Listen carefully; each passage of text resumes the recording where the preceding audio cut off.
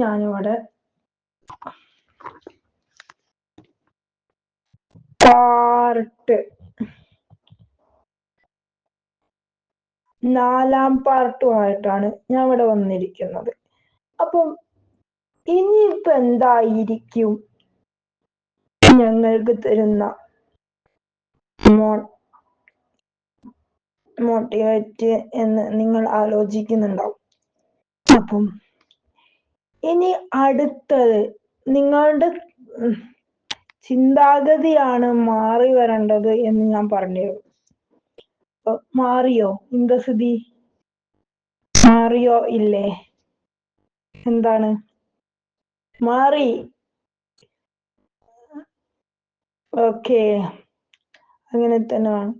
കാരണം ഇങ്ങനെയുള്ള ഒരു കുട്ടിയുണ്ട് എന്ന് കരുതി ആ കുട്ടികളെ സമൂഹത്തിലേക്ക് ഇറക്കി കൊണ്ടുവരാതെ നിന്ന് കഴിയുമ്പോഴാണ് ആ കുട്ടിക്ക് മെന്റലി ആ കുട്ടി ഡൗൺ ആവുക. നിങ്ങൾക്ക് പറയാൻ പറ്റണം ഞങ്ങൾക്കിതൊരു പ്രശ്നമേ അല്ല എന്ന്. നിങ്ങൾക്ക് അവിടെ പറയാൻ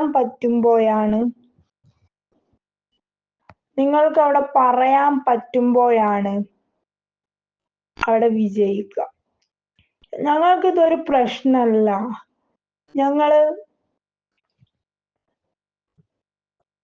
ഞങ്ങള് ഇതൊരു കുറവായിട്ട് ഞങ്ങൾ കാണുന്നില്ല എന്ന് ആ പറയുന്നവരുടെ മുഖത്ത് നോക്കി പറയാൻ സാധിക്കണം. അവിടെയാണ് അപ്പൊ അവര് മിണ്ടൂല. ഇതൊരു കുറവല്ല എന്ന് പറയാൻ അവർക്ക് സാധിക്കണം. എൻ്റെ ഒരു അനുഭവം ഞാനിവിടെ പങ്കുവെക്കാം. ഞാനൊരു കുറെ യാത്രകൾ ചെയ്യുന്ന ആളാണ്. അപ്പം എൻ്റെ ചുറ്റിലും കുറെ ആളുകളുണ്ട്. പക്ഷെ അവരുടെ കൂടെ നടക്കുമ്പോൾ എൻ്റെ പോരായ്മകളും കുറവുകളും എനിക്കത് ഒരു കുറവായിട്ട് തോന്നില്ല. അതേപോലെ നിങ്ങൾക്കും തോന്നണം, നിങ്ങളുടെ കുട്ടി ഇതൊരു രോഗമല്ല കൂട്ടുകാരെ, ഇതൊരു രോഗമായിട്ട് നിങ്ങൾ കരുതരുത്. നിങ്ങളുടെ മക്കൾ നിങ്ങളെ മക്കൾ എന്നുദ്ദേശിച്ചത് കാരണം പടച്ചോൻ തന്ന നിധിയാണ് നിങ്ങളുടെ മക്കൾ. നമ്മളുടെ എല്ലാവരുടെയും മക്കളെയും പടച്ചോൻ തന്ന നിധിയാണ് അല്ലേ? ആ നിധി എങ്ങനെ നമ്മൾ സൂക്ഷിക്കുക? നല്ലോണം പൊതിഞ്ഞ് നല്ല ഇതിലൊക്കെ അല്ലേ നമ്മൾ കൊണ്ട് നടക്കുക? ആണോ അല്ലേ?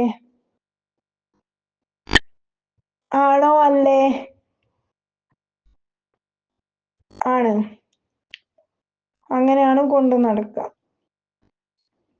അപ്പം അതേപോലെ നമ്മുടെ മക്കളെ നമ്മൾ കൊണ്ട് നടക്കാൻ കഴിയണം. അവരുടെ കണ്ണിലൂടെ കാണുമ്പോഴാണ് എൻ്റെ മകൾക്ക് അല്ലെങ്കിൽ എൻ്റെ മകന് ഇങ്ങനൊരു കുറവുണ്ട് എന്നുള്ളത് മനസ്സിലാവുള്ളൂ. അവരുടെ കണ്ണിലൂടെ കാണുമ്പോൾ അല്ലെങ്കിൽ ഇവൾ ഒരു രോഗിയാണ്, അല്ലെങ്കിൽ നമ്മളൊന്ന് ഉറക്കെ കരഞ്ഞാ മതി, അപ്പൊ ആളുകൾ പറയും എന്ത്, അവക്കെന്തോ സുഖമില്ല. നമുക്കിവിടെ കരയാൻ വരെ ഉള്ള സ്വാതന്ത്ര്യം അവളെ കുട്ടിക്ക് എന്തോ പ്രശ്നമുണ്ട് കേട്ടോ, എന്നിട്ടാണ് അവള് ഭയങ്കര കരച്ചിലും ബഹളമൊക്കെ നടത്തുന്നത്. അതുകൊണ്ട് കാരണം നിങ്ങളുടെ മക്കളുടെ ഭാവി നാട്ടുകാരല്ല, നിശ്ചയിച്ചു കൊണ്ടുവരുന്നത്. ആണോ? അല്ല, നാട്ടുകാരല്ല നിശ്ചയിക്കുന്നത്.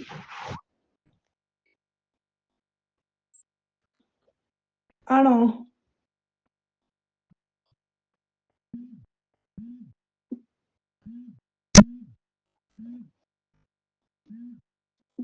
നാട്ടുകാരാണോ നിശ്ചയിക്കുന്നത്? അല്ലല്ലോ, നിങ്ങളാണ് നിശ്ചയിക്കുന്നത്. നിങ്ങളാണ്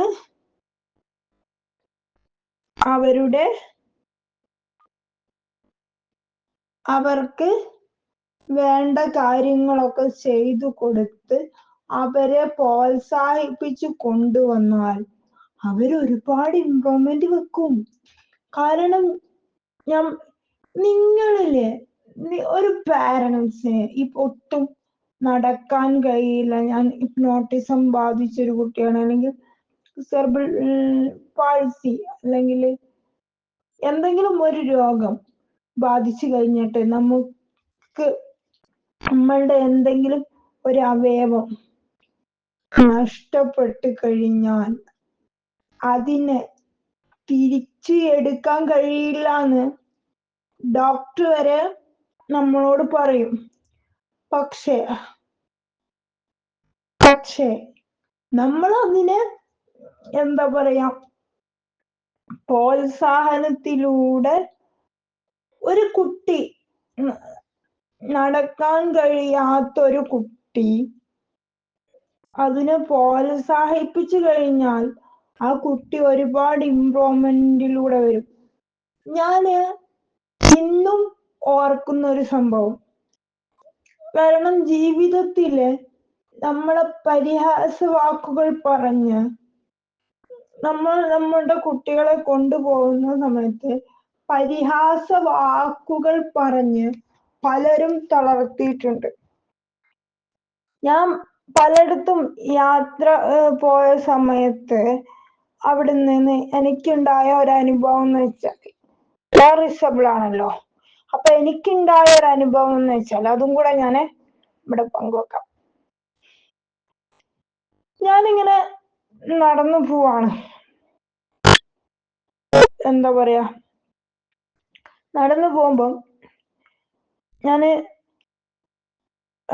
ഇങ്ങനെ നടന്നു പോകുന്ന സമയത്ത് ട്രിപ്പ് പോയതാ ഫാമിലിന്റെ കൂടെ ട്രിപ്പ് പോയ സമയത്ത് എവിടെ സ്ഥലം എനിക്ക് കറക്റ്റ് ആയിട്ട് ഓർമ്മയില്ല. അവിടെ രണ്ട് വ്യക്തികള് ഇരിക്കുന്നുണ്ടായിരുന്നു, രണ്ട് ഉമ്മമാര്. അപ്പം അവര് ചോദിച്ചു, ഈ മോള് ജന്മനാ ഉള്ളതാണോന്ന് ചോദിച്ചു. അപ്പം എന്റെ സഹോദരന്, അതായത് എന്റെ ബ്രദറിനത് അല്ല, ഇപ്പം അടുത്ത് ഉണ്ടായതാണ് എന്ന് പറയാൻ. കാണുമ്പോൾ ഇങ്ങനെയുള്ള കുട്ടികളെ കാണുന്ന സമയത്ത് ഒരു എന്താ പറയാ, ഒരു അത്ഭുത ജീവികളെ അല്ലെങ്കിൽ അത്ഭുത മനുഷ്യനെ നോക്കുന്നത് പോലെയാണ് ഇങ്ങനെയുള്ള കുട്ടികളെ നോക്കുക. എന്തോ ഒരു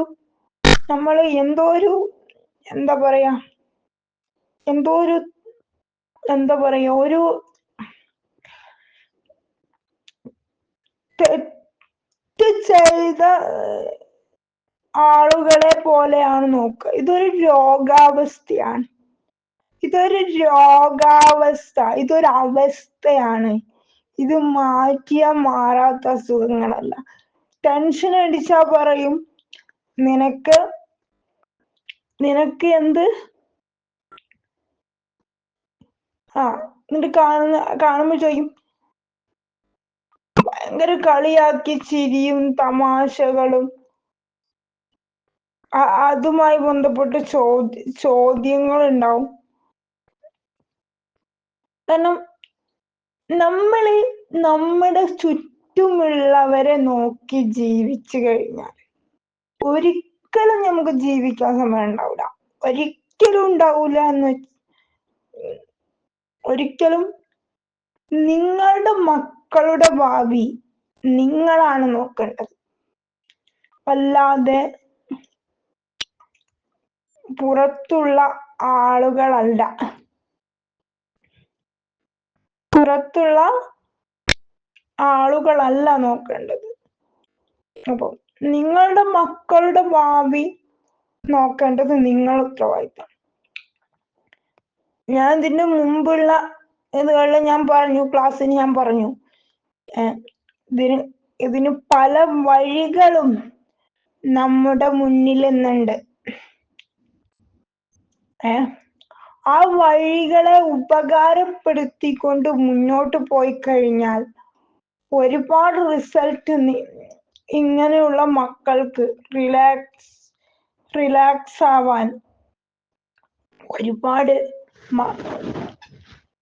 കാരണം അവരെ പുറത്ത് കൊണ്ടുപോയി ഒക്കെ കാര്യങ്ങളൊക്കെ ചെയ്തു കഴിഞ്ഞാല് ഈ വ്യക്തിക്ക്, ഈ ആൾക്ക് ഇംപ്രൂവ്മെന്റ് ആവും. നിങ്ങള് 4 ചുമരുകൾക്കുള്ളിൽ ഒതുക്കി നിർത്തിയാൽ എന്താണ് സംഭവിക്കുക?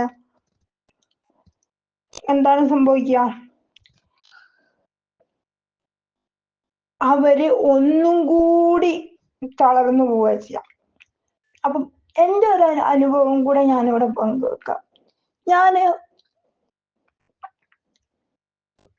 നിങ്ങൾ ഇതിനു മുമ്പ് എന്നോടൊരു ചോദ്യം ചോദിച്ചിരുന്നു. നിങ്ങൾ ഇങ്ങനെയുള്ള കുട്ടികൾക്ക്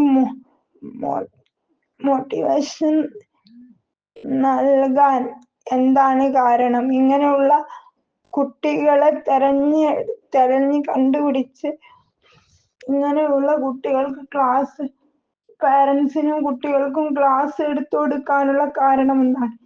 എന്റെ സാഹചര്യം, എന്റെ അവസ്ഥ. എനിക്ക് ഇതിലൂടെ ഒരു പോസിറ്റീവ് എനർജി എനിക്ക് കിട്ടുന്നുണ്ട്. പോസിറ്റീവ് എനർജി എന്ന് വെച്ചാൽ ഒരുപാട് സന്തോഷം. കാരണം നമ്മുടെ മക്കളെ കാണുമ്പോൾ നമുക്ക് ഇപ്പം ഞാൻ ഒരുപാട് ആഗ്രഹിക്കുന്ന ഒരു കാര്യമാണ്. ഞാനിപ്പം നമ്മൾ ആഗ്രഹിക്കണം, അങ്ങനെയാവുന്ന നമ്മളെ മക്കളെയും കൂടെ നമുക്ക് അതിലേക്ക് എത്തിക്കാൻ പറ്റും. നിങ്ങള് കൂടെ നിന്നുകൊണ്ട് നിങ്ങളുടെ മക്കളെ സപ്പോർട്ട് ചെയ്യാൻ നിങ്ങൾക്ക് പറ്റും. കാരണം ലൈഫില് ഒരുപാട് പ്രശ്നങ്ങള് ഫേസ് ചെയ്യുന്ന ഒരുപാട് പാരന്റ്സ് ഉണ്ട്. ഒരുപാട് പാരന്റ്സ് നമുക്കൊക്കെ ഇടയിലുണ്ട്. കാരണം ലൈഫില് ഞാൻ എന്ന വ്യക്തി നിങ്ങളെ കാണിക്കണം. ഞാൻ എന്ന വ്യക്തി എൻ്റെ മകളെ അല്ലെങ്കിൽ എൻ്റെ മകനെ നല്ലോണം നോക്കുന്ന ഈ പറയുന്ന ആളുകളുടെ മുന്നില് എൻ്റെ കുട്ടിക്ക് ഒരു കുഴപ്പവുമില്ല എന്ന് പറയാൻ സാധിക്കുമ്പോഴാണ് അവിടെയാണ് വിജയം ലഭിക്കുക. ഇപ്പൊ ഞാൻ ഇതിന്റെ 2-3 ദിവസം മുമ്പ് ഒരു പാരന്റ്സിനെ കാണാൻ, ഹിപ്നോട്ടിസം ബാധിച്ച ഒരു കുട്ടിയുടെ പാരന്റിനെ കാണുകയുണ്ടായി. അപ്പൊ ആ പാരന്റ് എൻ്റെ ഉമ്മാനോട് പറഞ്ഞൊരു വാക്ക്, നമ്മളുടെ ശേഷം നമ്മളുടെ മകൾ എന്താകും അല്ലെങ്കിൽ മകൻ. കാരണം അങ്ങനെ ചിന്തിക്കാനേ പാടില്ല. കാരണം ഇപ്പം ഞാൻ പറഞ്ഞു, ഇതിന്റെ മുമ്പ് ഞാൻ പറഞ്ഞു, പല വഴികളും ഉണ്ട്. അല്ലെങ്കിൽ ആ കുട്ടീനെ സ്കൂളില് അങ്ങനെ പറഞ്ഞു വിടാനും എങ്ങനെ കുട്ടീനെ ഇംപ്രൂവ്മെന്റ് ആക്കി കൊണ്ടുവരാൻ പറ്റും എന്ന് നമ്മൾ ശ്രമിക്കുക. ഈ കുട്ടീനെ ഒന്നിനും എന്റെ കുട്ടിക്ക് ഒന്നിനും പറ്റൂല, എന്റെ കുട്ടിക്ക് ട്രെയിൻ ചെയ്ത് കൊണ്ടുവന്നാൽ നിങ്ങളുടെ കുട്ടി ഒരുപാട് ഇംപ്രൂവ്മെന്റ് ആവും. പക്ഷെ നിങ്ങൾ ട്രെയിൻ ചെയ്യിപ്പിക്കാൻ നിങ്ങൾ ശ്രമിക്കണം. അല്ലാതെ ഞാനിങ്ങനെ പറഞ്ഞ് ദിവസവും ഒന്ന് പറഞ്ഞു പോയിട്ട് കാര്യമില്ല. താൻ പാതി ദൈവം പാതി എന്നല്ലേ പറയും. അപ്പം നിങ്ങള് പിന്നെ പുറത്തേക്ക് ഇറക്കാതെ നിങ്ങളെ സമൂഹം തള്ളി പറയുന്നുണ്ട് എന്ന് കരുതി ഇതൊരു ബുദ്ധിമുട്ടല്ലേ, അല്ലെങ്കിൽ ഇങ്ങനെയുള്ളൊരു കുട്ടി ഉള്ളത് കൊണ്ട് ഭയങ്കര പ്രയാസല്ലേ